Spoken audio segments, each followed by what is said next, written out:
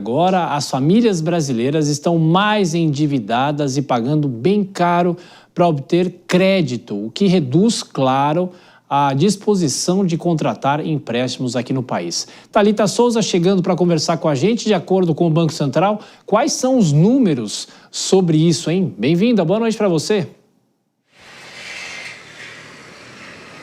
Boa noite, Tiago. Pois é, endividamento maior e mais dificuldade para conseguir crédito. São esses, os dados do Banco Central. O endividamento das famílias brasileiras chega a 49,3% da renda anual e as dívidas comprometem, então, 29,4% da renda mensal das famílias brasileiras, ou seja, praticamente um terço aí da renda comprometido com dívidas. Esse cálculo do Banco Central leva em consideração todos os gastos das famílias, incluindo financiamentos, empréstimos pessoais, cartão consignado, gastos com cartão de crédito também. E esse nível de endividamento, ele é um dos mais altos desde novembro de 2022, período então, da pandemia ainda, remanescente da pandemia de Covid-19, quando o endividamento das famílias chegou a 49,4% da renda anual. Por outro lado, também há esse registro, de uma diminuição da busca por crédito por pessoas físicas e também por pessoas jurídicas, ou seja, por empresas. As concessões, ou seja, os empréstimos efetivamente contratados somaram em novembro 637 bilhões, uma queda de 6,6% em relação ao mês anterior, aí também segundo dados do Banco Central. O principal motivo, Tiago, para esse freio na busca por crédito é, então, o custo elevado dos empréstimos, com altas taxas de juros chegando a 31,9% ao ano. Apesar dessa dificuldade maior para conseguir crédito e das taxas mais altas, o nível, as taxas de inadimplência nos últimos 12 meses se mantiveram estáveis. Então, praticamente não houve variação aí em relação às taxas de inadimplência. Voltamos aí com vocês no estúdio. Já, Thalita, bom, há essa estabilidade, mas é sempre um número preocupante em relação ao endividamento da população. Vou chamar o Cristiano Vilela para comentar isso aqui com a gente.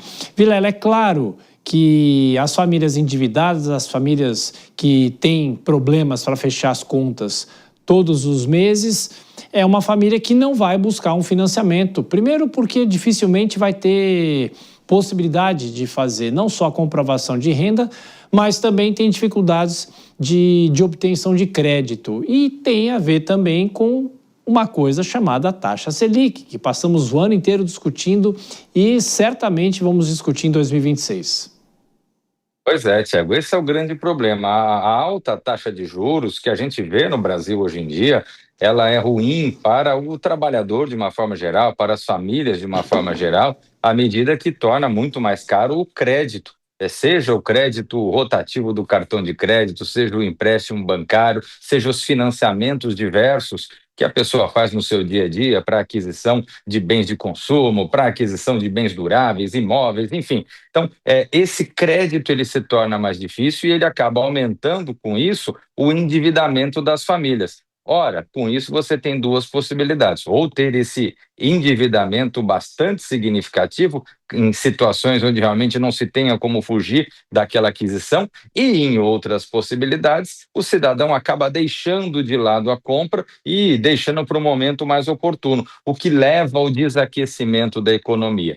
Então, o que é importante? Que a gente tenha uma redução na taxa de juros. Agora, a redução na taxa de juros, ela não é esse passe de mágica que muitas vezes é vendido pelo governo. A redução na taxa de juros, ela precisa de uma série de fatores, especialmente que o governo federal tenha medidas mais racionais para lidar com as finanças públicas, para lidar com a economia, especialmente com os gastos governamentais, no sentido de dar uma demonstração para o mercado de sanidade nas contas públicas. É algo que, infelizmente, é negado, é rechaçado pelo governo federal ao longo desses 3 anos, que em todos os momentos questiona essa visão e não busca adotar as medidas tão importantes para a redução do gasto público.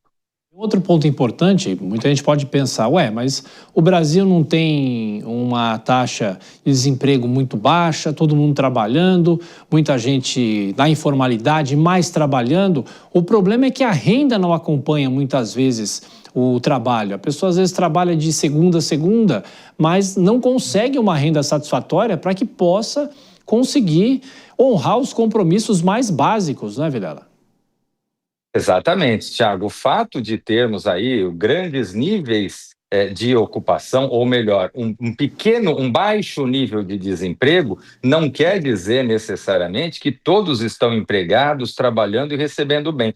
O que se percebe nos últimos anos é uma precarização com relação às condições de trabalho, baixos rendimentos obtidos através do trabalho e um grande número de pessoas que não procura emprego, que não se lança no mercado de trabalho, justamente por conta do recebimento de bolsas, de políticas sociais implementadas pelo governo. Então, esses fatores, eles acabam levando ali a uma certa percepção equivocada do quadro atual. Quando nós falamos que estamos vivendo uma realidade das menores taxas de desemprego, não quer dizer que o emprego está alto ou que o emprego está bastante satisfatório. Não, muito pelo contrário, a empregabilidade ela não é boa no Brasil no cenário atual. Agora, os índices de desemprego eles se encontram baixos justamente por esses motivos, que são motivos que, se de alguma forma geram um colchão para o cidadão, pelo menos, sair daquele estado de miséria, daquele estado de maior necessidade, por outro lado, acaba não gerando renda, não gerando riqueza, que é tão importante para o desenvolvimento do Brasil.